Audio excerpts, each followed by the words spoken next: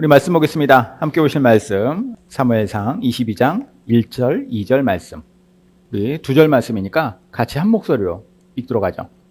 그러므로 다윗이 그곳을 떠나 아둘람 굴로 도망하매 그의 형제와 아버지의 온 집이 듣고 그리로 내려가서 그에게 이르렀고 환난당한 모든 자와 빚진 모든 자와 마음이 원통한 자가 다 그에게로 모였고 그는 그들의 우두머리가 되었는데 그와 함께한 자가 400명 가량이었더라. 아멘. 우리가 성경을 보면요, 성경 속 인물들 중에서 대체로 편안한 인생을 잘 살다 가셨다라고 평가할 수 있는 그런 훌륭한 인물들은 그렇게 많지는 않습니다. 훌륭한 믿음의 선조일수록 남들보다 더 큰 시련과 고통이 있었어요. 근데 중요한 건 뭐냐? 고통과 시련을 당했다라는 이게 중요한 게 아니라 그것을 어떻게 극복해 나갔는가, 이게 중요한 것 같아요. 대표적인 인물이 이제 욥이라고 할 수 있죠. 욥기 23장에 보면은 욥이 이렇게 고백을 해요. 내가 가는 길을 그가 아시나니 그가 나를 단련하신 후에는 내가 숨금같이 되어 나오리라. 자, 욥이 이런 고백을 했는데 사실 이 이후로 욥기는 쭉 이어지거든요. 뒷부분에 가면은 계속 욥은 고민합니다. 그러니까 정답은 아는 거예요. 내가 이 시간을, 이 어려움을 잘 이겨내면은 하나님께서 나를 단련하셔서 나를 승금같이 존귀한 자로 만들어 주실 것입니다 라고 하는 정답은 알고 있는데 그 정답까지 가는 과정이 힘들다라는 거예요. 정답은 알지만 풀이 과정이 도저히 증명되지 않는 난제처럼 욥에게 그리고 많은 사람들에게 그 당하는 고통이나 시련의 그 순간이 다가오는 것이죠. 그러니까 그 안에 있으면 보이지 않는 거예요. 그럼에도 불구하고 하나님을 믿음으로 신뢰하는 것, 그리고 그 신뢰함으로 시련과 고통을 잘 맞서서 그 안에서 결국은 하나님의 인도하심과 하나님의 계획이 무엇인가를 깨달았을 때 그때 비로소 그의 믿음이나 삶이 하나님 앞에 더 인정받는 것이고 하나님께서 그러한 것들을 우리에게 성경 말씀을 통해서 기록해 남겨놓으신 것은 너희도 이것을 보고 너희도 이런 삶을 살아라 라는 의미겠죠. 욥이 그랬고 또 100세에 얻은 아들 독자 이삭을 나에게 죽여서 제물로 바쳐라 라고 하는, 그러니까 이해가 안 되는 일이잖아요. 하나님이 인신제사, 그러니까 인간을 제물로 받으신 적이 없는데 왜 아들을 죽여서 제물로 바치라고 그럽니까? 더군다나 그 아들은 내가 100살에 얻은 아들인데, 이렇게 따지지 않고 하나님께 그냥 묵묵히 순종하려 했었던 아브라함, 그 아브라함의 마음이 어땠을까라는 생각을 해봅니다. 비록 이복 형들이지만 형들에 의해서 죽임을 당할 뻔했다가 결국은 멀리 이역만리 이집트까지 노예로 팔려가야만 했던 요셉도 그랬겠죠. 그러니까 몸도 힘들었겠지만 더 힘든 건 사실 정서적인 어려움이었을 것 같아요. 정서적으로 힘들고 고통스러운 시간을 보내는 것. 이렇게 인생에서 어려움과 힘든 시간을 잘 견뎌 나가야만 정말 아까 욥이 고백했던 것처럼 순금과 같은 인생이 되는 것을 보게 되는데, 그런 인물들 중에 다윗이라고 하는 인물도 있습니다. 잘 아시다시피 다윗은 이스라엘의 역사에서 가장 위대한 왕이죠. 아주 조그만한 그 나라 이스라엘을 주변의 어떤 나라들에게도 꿀리지 않을 강대국으로 만들었던 사람이 바로 다윗입니다. 근데 그런 다윗에게도 어렵고 힘든 시절, 고난의 고통의 시절이 분명히 있다라는 거예요.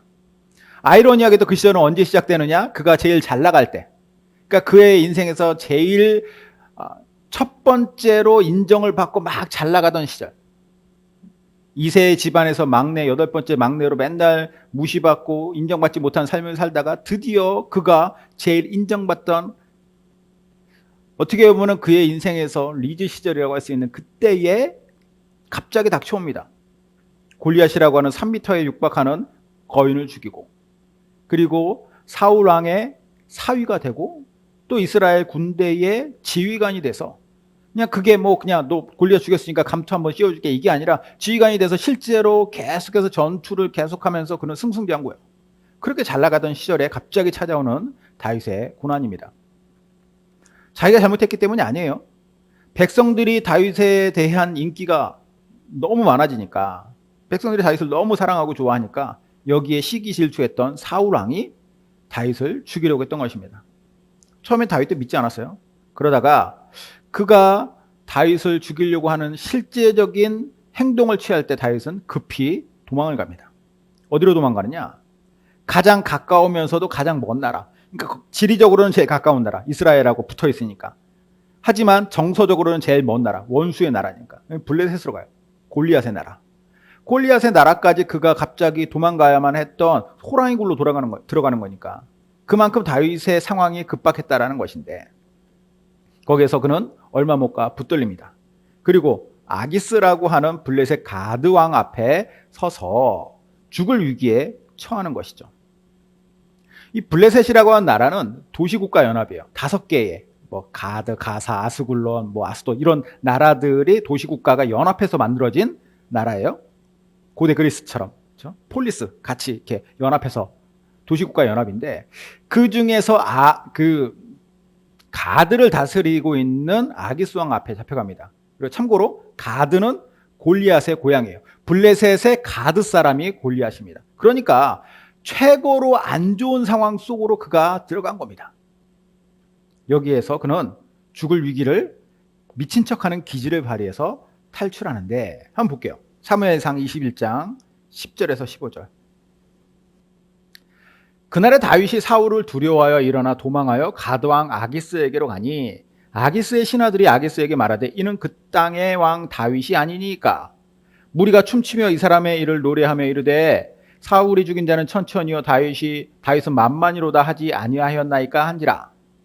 다윗이 이 말을 그의 마음에 두고 가드왕 아기스를 심히 두려워하여 그들 앞에서 그의 행동을 변하여 미친 채 하고 대문짝에 그적거리며 침을 수염에 흘리매, 아기스가 그의 신하에게 이르되 너희도 보거니와 이 사람이 미치광이로다. 어찌하여 그를 내게로 데려왔느냐? 내게 미치광이가 부족하여서 너희가 이 자를 데려다가 내 앞에서 미친 짓을 하게 하느냐? 이 자가 어찌 내 집에 들어오겠느냐 하니라. 자, 이 본문의 상황이 오늘 우리가 읽은 이 사무엘상 22장 바로 앞에 있는 내용이에요. 자, 요 마지막 15절 다음 절이 바로 22장 1절이 되는 겁니다. 지금 아기스 앞에 가서 잡혀가서 그가 죽을 위기에 처한 거예요. 그러니까 사울이 죽인 자는 천천히요 다윗이 죽인 자는 만만이로다 했을 때 그 만만 중에 대부분은 누구냐? 블레셋 사람이에요. 그러니까 이 블레셋 사람들을 이렇게 많이 죽인 다윗이 여기 와서 지금 잡혀와 있으니 그를 죽여야 한다라는 주장이죠. 그때 다윗이 뭘 하느냐? 미친 척을 했다라는 거예요. 자, 그런데 희한한 게 있어요. 미친 척 할 수 있다라고 생각해요. 뭐 지금 당장 나는 죽을 위기니까. 뭐 반실성한 사람처럼 할 수 있는데, 그런데 다윗이 아무리 황당하게 미친 척을 했다 손 치더라도 아기스 왕 입장에서 지금 이 사람은 누구냐? 우리 그 블레셋의 그리고 가드의 가장 최고 에이스인 골리앗을 죽인 사람이에요. 뿐만 아니라 수많은 군사들을 죽인 적장이에요. 그러면 이 사람은 분명히 우리의 원수인데 이뻐할 일이 전혀 없는 사람인데 왜 이 사람은 살려주느냐? 근데 그 살려준 이유가 뭐라고 얘기 나와요? 이 사람이 미친 척을 했기 때문이다. 제가 이해가 안 되는 거예요. 항상 볼 때마다. 왜 미친 척을 했다고 얘를 안 죽이지? 이 미친놈 그냥 가서 죽여라. 그럼 끝인데 왜 안 죽였을까? 분명한 것은 다윗이 미친 척한 것에 그들이 완전히 속아 넘어갔기 때문인 것 같아요. 정말 미쳤구나라고 인정하고 있는 겁니다. 그러니까 메소드 연기라는 거예요. 그런데 이 당시에 사람들이 가지고 있는 개념을 한번 생각해 봐야 돼요. 그 당시에 사람들은 사람이 미쳤다라고 할 때는 이 사람이 미친 이유는 뭐 그것뿐만 아니라 어떤 심각한 병을 걸렸거나 이런 것들도 다 어떻게 해석을 했느냐? 신에 의한 저주를 받았다고 생각했어요. 생각해 보십시오. 신의 저주를 받은 사람이 지금 이곳에 와서 왕궁에 들어와 있는데 그 신의 저주를 받은 사람이 여기에서 나의 손에 의해서 죽는다? 그러면 이 왕궁은, 이 나라는 부정탄다고 생각을 하는 거예요. 그렇기 때문에 이 사람을 지금 여기서 죽이면 안 된다라는 것이죠. 이런 이유로 지금 다윗을 쫓아냅니다. 아기스는. 그리고 다윗은 이제 내가 연기했던 것이 잘 먹혀 들어갔으니까, 내가 멀쩡하다라는 것, 미치지 않았다라는 사실을 저들이 알게 되면, 혹은 내가 어쨌든 왕궁을 나왔으니까 여기에서 또다시 잡혀서 밖에서 내가 죽임을 당할 수도 있기 때문에 그는 도망을 가는 것이죠. 어디로 도망가느냐? 아까 말씀드렸잖아요. 오늘 본문 1절에 보면은 그가 아둘람이라고 하는 곳까지, 아둘람에 있는 굴로 도망을 갔다라는 거예요.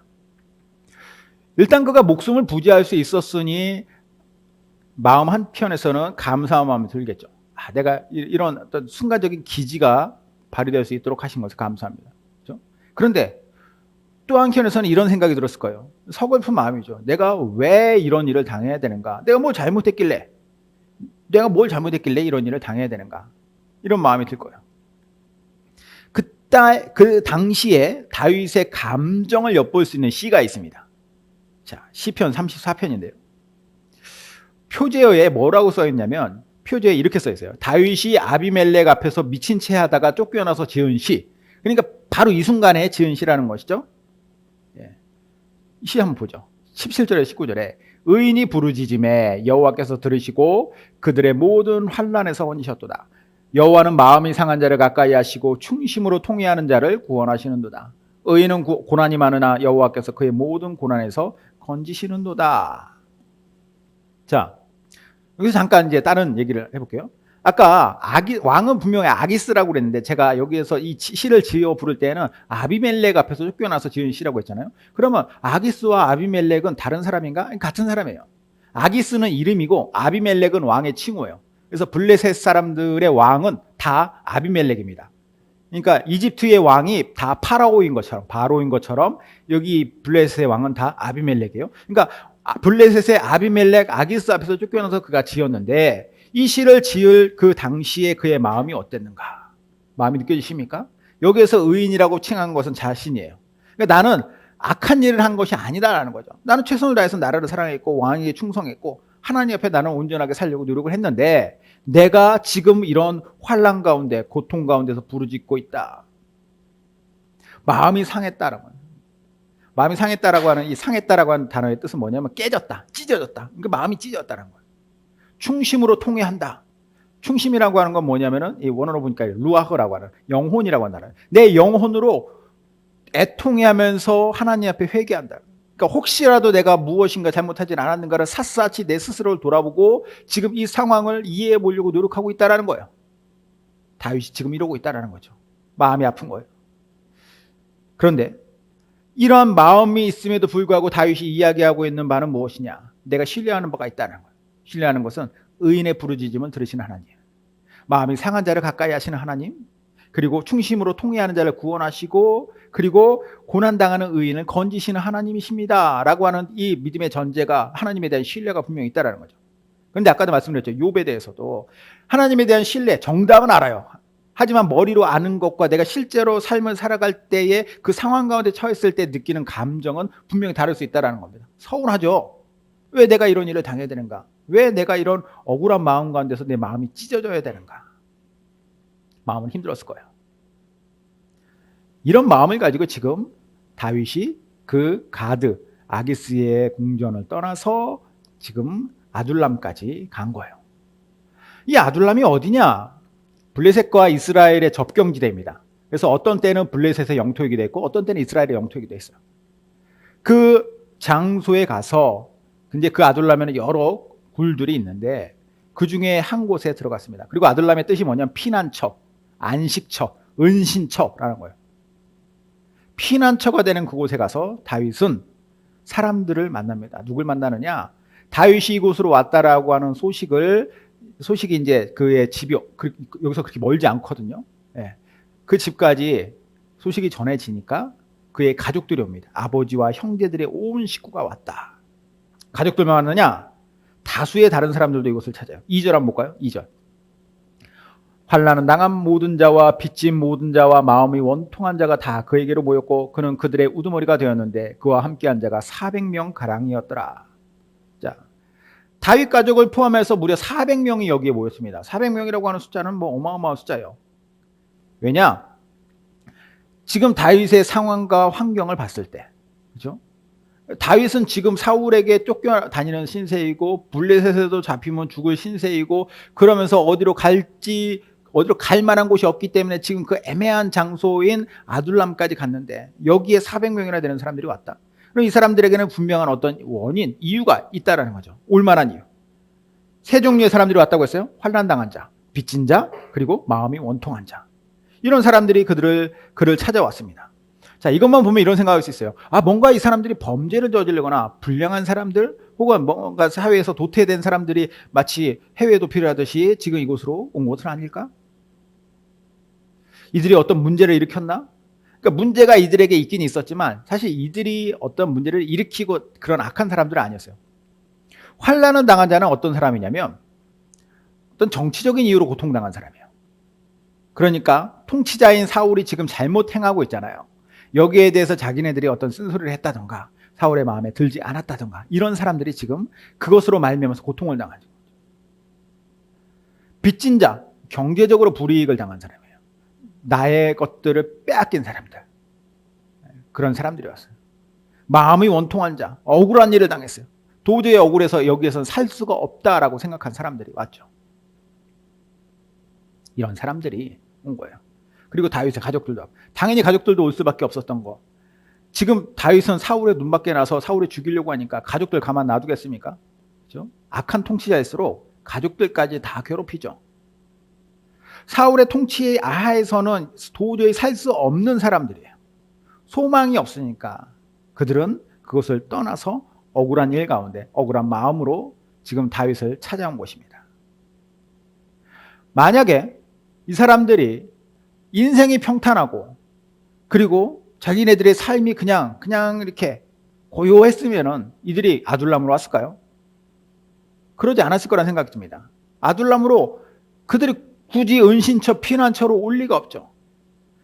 인생의 쓰디쓴 맛을 봤을 때 이 문제가 해결될 기미를 내가 소망을 가질 수 없는 상황이기에 그들은 아둘람으로 온 겁니다. 그리고 다윗은 그 아둘람으로 온 사람들에 대해서 어떻게 하느냐. 지금 내 코가 석자니까 당신들은 당신들 알아서 하시오. 이게 아니에요. 같이 그들과 동역자가 됩니다. 자신도 힘든 상태지만 아둘람에 온 사람들의 마음을 이해하고 품어준 거죠.